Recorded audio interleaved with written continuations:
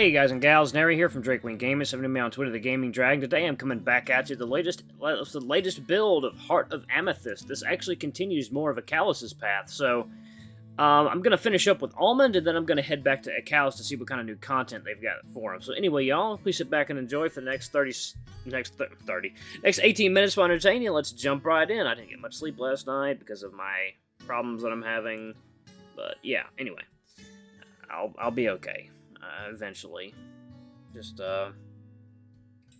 it's gonna be a long road to feeling normal again, I suppose. But, anyway, y'all, let's go ahead and just jump right back in, shall we? Ignore. Oh, I guess not. 1 second, y'all. I'm gonna have to roll back. Alright guys and gals, I'm back. Sorry about that. I had to completely redo the whole thing because the new version destroyed my saves. So anyway, I'm back. So let's go ahead and just jump right back in, shall we? Alright. Oh my, things got heated all of a sudden, ladies and gentlemen. Watch out! He throws the 3 balls into the air and then takes his hat off. They fall inside it, but the flames die down as soon as that happens. Again, the audience claps and the man bows. Then he takes the 3 balls and throws them at someone who is in the back of the audience. So, you can do that? I say to Almond in a mocking but playful tone, the wolf just smiles. And now, lay eyes on lovers' rings, ladies and gentlemen. They seem normal, don't they? But let me tell you a secret. They are magical! With a swift movement, the dog clashes the 2 separated rings and binds them together. The robin walks towards the audience and gives one of the connected rings to a man. Pull, my good sir, you shall see that not even your strength is enough to break their love. The man pulls hard to the point that I can even see his muscles tensing, but nothing happens. Eventually, the man gives up and the audience claps at his attempt. The gesture, on the other hand, just returns to the middle of the stage. With another swift move, the rings go back to normal, separated as they used to be. The crowd goes even wilder as the robin got all of us by the scruff, making us wonder what amazing trick he's going to perform next. And now, the final act arrives, ladies and gentlemen. But I'll need an assistant for this one to work. And for that, one of my beautiful assistants delivered some papers to some of you lucky contestants. All the people in the front row gasp, taking out the papers that were delivered to them. I am no exception as I glare at the number printed on it, hoping for the best. Now, keep that number close to your heart, as if it's your fate, you will be chosen. Count with me, ladies and gentlemen. He raises his hands and lifts his 3 fingers. 3. We all say in unison. 2. I really want this. I want to be his assistant. I want to be on stage. 1! The jester lowers his last finger, then throws some powder into the air, all of which ignite into a million colors in front of us. I'm so amazed by it that it takes me a moment to realize that the flames are forming a number. And that number is... Mate, that's you! It's 21! I looked down at my ticket in disbelief. Did I really wish hard enough for fate to pick me? Oh, goddesses, I can't believe it! So, who is the lucky winner? Me! Me! Almond helps me get on the stage, boosting me up with his strong arms. The robin greets me with a smile as I hand him the ticket. Ladies and gentlemen, please welcome, your name? It's Ehlly. Ehlly, the lucky fox. I have a huge grin on my face as he says that. I mean, just being up here makes my heart pump faster than it ever has before. So, Ehlly, are you ready? Yes, sir. Alright then, prepare yourself, Ehlly. That's when the assistant brings forward the mystery box that I've never seen before, along with 5 longswords. Suddenly my confidence starts to drop a little bit. So the trick is simple. You step inside this box and we close it shut with a lock. Then we slip these very pointy and very real swords into it while you're still inside. Simple, right? What? I say without even thinking, making the jester jump. He quickly recomposes himself and offers me a reassuring smile. Never fear, my brave fox. My magic shall keep you safe. So, will you trust me? I nervously look towards the swords, then back at him. Is it really safe? I assure you it is. Then let's do it. Splendid! He agreed to do it, ladies and gentlemen. The crowd explodes with cheers for me and the jester. He kindly helps me into the box as he closes the door. Uh-oh. Like, oh, goody, I'm in a box with a bunch of swords. Fantastic. It's just darkness. I wasn't expecting it to be so dark in here. It's a little freaky. Alright then, ladies and gentlemen, I will seal the fox inside. The box shakes a little as I hear some chains being wrapped around it. Ellie, can you hear me? Knock 3 times if you can, he whispers to me, barely audible. But I do as he says and knock. Good, we don't have much time, so listen carefully. What I need you to do is move back 2 steps. The wall behind you is fake, so if you push it, you should be able to get inside. Once there, make sure to lock the wall properly, and you should be safe from the swords. Only come out when you hear me say the phrase, Hands of Fate. Tap again if you understood. I'm feeling a little nervous, but I knock to let him know I understand. Huh, so that's how this trick works. Interesting. Perfect! Alright, ladies and gentlemen, our guest has been properly locked inside the box. Now, let the swords descend upon him. I take 2 steps, he mentioned, and like he said, the wall behind me moves as I press onto it. So continuing backwards, I soon reach another wall that doesn't move like the first one.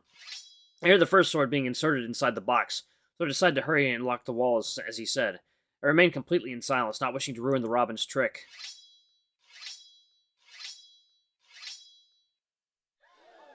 Eventually, the 5 swords pierce the box, and the audience gasps as they see this. Oddly enough, all I can think about is what Almond is thinking right now. Will he be worried about me? People, do you think he could have survived such an ordeal? Everyone in the public yells aloud no at the same time. Well, you may be surprised. Open the box! It's just Ellie falls out dead. And that's the end of the game. I hear the lock on the box being lifted and the door opening. The people in the audience gasp as to what they see, and I can't help but giggle to myself like a little kid pulling a prank. Huh? Hi, what did you do to him? Before the Robin can say another word, Almond's voice interrupts his speech. He sounds worried and scared, so I feel a little bad for him. But thinking back, wasn't this his idea? Oh, is Ellie your friend? Are you perhaps worried? Of course I am, mate. The hell happened to him? Ah, don't worry, good sir. We will bring your friend back. Let's close the box and bring Ellie back, shall we? The door closes again. The locks are put back their place and the swords are lifted. Before revealing the truth, sir, allow me to ask you one question. Do you believe in the hands of fate? Do you think your friend will come back to you safe and sound? I'm sorry to have my doubts, so I hope he's fine. Oh, that's my signal. I'm supposed to get back out. I silently move back to the other compartment of the box, making sure to lock the wall properly behind me. I see. I shall not keep you waiting then. Ellie, reveal yourself! Yeah. A ray of light blinds me for a moment as I step out of the box. I can hear the audience clapping and going crazy after I come into view. Almond has somehow managed to step onto the stage, making me wonder if he got aggressive after I disappeared. Gotta says I hope not. Before I can properly greet him, though, the Robin grabs my hand and with a smile as he says, Ladies and gentlemen, the fox who traveled through space! Please, clap your hands for my amazing assistant! Then he bows and I follow his lead. Men, women, kids, and elderly alike all clap and cheer for the jester. I just remain there, amazed by his whole spectacle. Thank you, thank you. You have all been an amazing audience. Please consider sparing a coin for us if you're feeling generous. Some members of my crew will be holding bags for you to leave a donation. And with all said, I am the Robin of Dawn. Until next time. The jester holds a small ball in his hand and then throws it to the ground. It immediately explodes, creating a cloud of smoke that he uses to vanish from sight, proving to us once more that he truly is magical.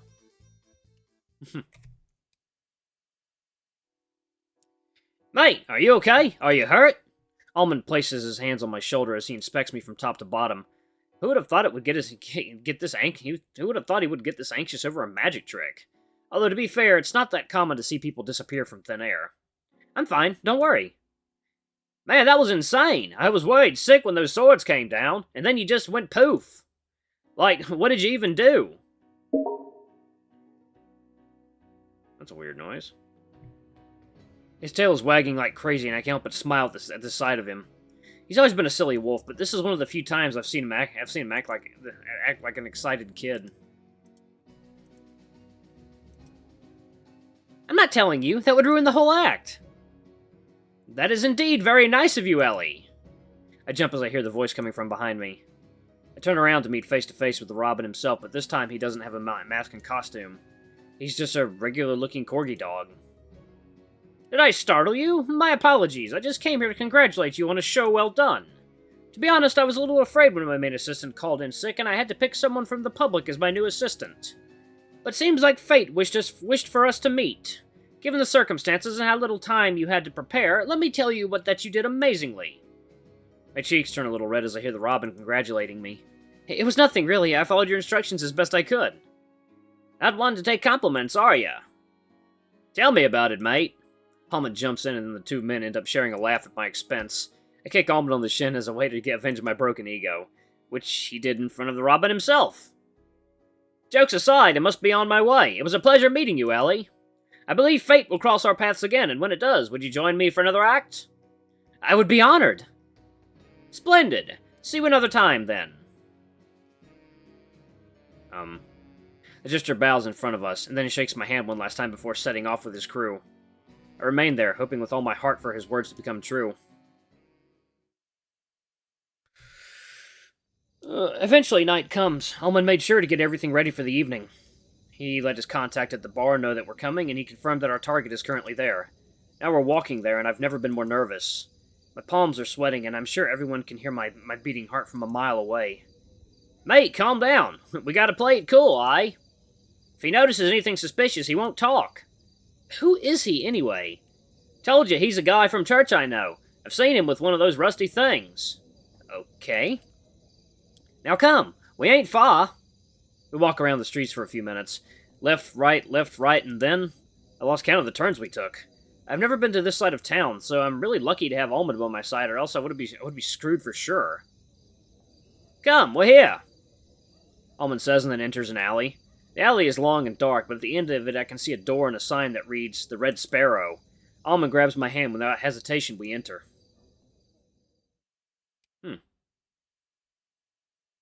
Once inside, I notice how spacious it is. Kind of reminds me of the bazaar from, What is that? Guys, it was a comment. Can you help me with that game from BioWare? Oh, Anthem. Yeah, this kind of reminds me of that bazaar that you go to, if anyone's played Anthem. All three of you, I guess. Yeah, it wasn't a great game. Flying was great, combat was pretty cool, but man, everything else about it was just very mid, I should say. From the outside, you would think this place is tiny, but you would be surprised by how many people are in here right now, and I don't feel suffocated at all. In any case, the place is nicely decorated. There's some banners and brown curtains hanging from the ceiling, giving the tables a bit of privacy. The light is dim, but not entirely dark, which gives the place a certain aura of mystery. The music is also nice, and I can see a bard playing the harp and singing, while some other men sing and dance alongside him. There's someone playing the drums, another guy has a flute, and a third one plays the guitar. Overall, the mood in the bar is very lively while giving the patrons the privacy they need. But there's something that has been bothering me since I got in. No matter how hard I look, there's not a single female in the entirety of this bar. Which is weird, because usually the main strategy to attract males to your bar is to have sexy-looking waitresses running around in small outfits. I'm into that. Hey, Almond? What's up, mate? What sort of bar is this? Oh, of course, I forgot to mention, didn't I? This is a gay bar, mate. The only one in all of Yagnia. In all the kingdom, I would say. A gay bar? Holy goddesses, no doubt there's no gals in here. But how could this place even exist in the higher Yagnia of all places? Come, I'll introduce you to the owner. I'll need you to stay with him while I look for our man, understood? Yeah. My head still feels lightheaded as I try to assimilate the existence of this place. A bar where gay men drink, dance, and sometimes... Now I see why those curtains at the tables are necessary. Almond drags me around for a few seconds before finding the counter. I see a middle-aged man is running around here, pouring drinks for the patrons and keeping the conversation with them as lively as possible. I sit with Almond by the counter as he crosses his arms around my neck, keeping me as close as possible. Then he whispers, "Free real estate." Keep an eye out, mate. Don't get carried away by this place, or else the men in here will eat a cutie like you in seconds. Don't drink anything anyone offers you, and just trust the bartender, got it? I nod a few times, and the wolf offers me a relieved smile. Soon enough, the dog sees us and approaches. Hello, Almond. Nice to see you, buddy. Ahoy, mate. Fancy meeting you here. Heh. Where else would I be, you smart-ass? Got me there, mate. So, who's the newcomer? Your prey for the day? The two of them laugh at a friendly laugh as Almond finally lets go of my neck. He then places his hand on my head and ruffles through my hair. The neck? The heck? Nah, it ain't like that. A man can only wish, but this one is a tough nut to crack, let me tell you. Gee, he's talking about me like I'm not even here. I see. What's your name, little buddy? Ehlly. Well, nice to meet you, Ehlly. My name is Daniel, but all my buds call me Garo. I nod and then look back at Almond, who is smiling from ear to ear. Not much of a talker, are you, Ehlly? No problem, no problem. Just a few drinks and we'll turn it around. The dog laughs and Almond chuckles beside me, making me feel a little embarrassed. Anyway, hold him here for a while, yeah? I gotta go do what we talked about. Sure thing, don't be long. Almond nods and then taps at the table, leaving a few coins behind him.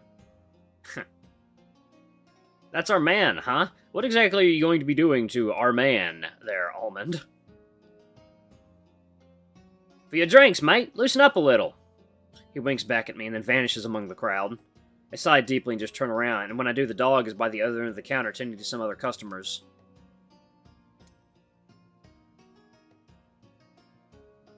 For the next 15 minutes, I just fidget around with a coin in my hand. I'm unsure of what to do. Is it really okay for me to be sitting around like this? Shouldn't I be helping him? Why the long face, little man? As I look back up, I see the dog staring me down with a curious expression on his face. I greet him, but don't say anything, hoping to be left alone. You buying a drink? It could do you good. I'm sure. I offer him a coin, but he refuses it, turning around and grabbing a mug. He pours what seems to be beer and hands it to me. This one's on the house. Thanks.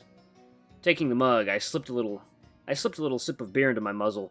At first it burns a little, but eventually settles down into a nice sparkle in the back of my throat. Tastes like shit as per usual, but you don't drink for the taste. So, what's your story, buddy? Oh, well, it's a long one, to be honest, I say with not much interest, trying to dismiss the conversation. It seems nice and I hate to be a jerk, but I'm not in the mood at all. You don't say. Hey, Buns, cover for me. A girl yells at one of the guys that was serving drinks at one of the tables. The Dalmatian gives him a thumbs up and then runs around the counter. You call him Buns? Oh my god. This place is so gay. Well, my schedule is suddenly free. How about we grab a few drinks and have a nice long chat? Uh-oh. It's getting hot in here, so take off all your clothes. Garo and I spend the next 30 minutes drinking and talking. Or better said, I mostly did all the talking as I explained to him how I got into this huge mess with the king. At first I didn't want to talk much, but the dog is a certain way with words that kind of forces you to spill. That or it's just the alcohol getting to me, since I already drank 3 mugs. By the goddesses, you got yourself in one tight spot. I can hardly believe what you're saying. We both laugh and I lean on top of the table. Man, who would have thought that unloading would be this therapeutic? Someone should do this for a living. Hey, Sir Garo, it's no fair. We always talk about me. What about you? I slam the table hard, not caring about the other customers. I feel like I'll fall off from the stool at any given second, but I couldn't give 2 shits about it. Huh? I haven't said much about myself, have I? Well, ask away. What did you do before opening the bar? Well, that certainly came out of nowhere. Ah, come on! I just want to know you a little better. I make a puppy face, trying to get the dog to talk.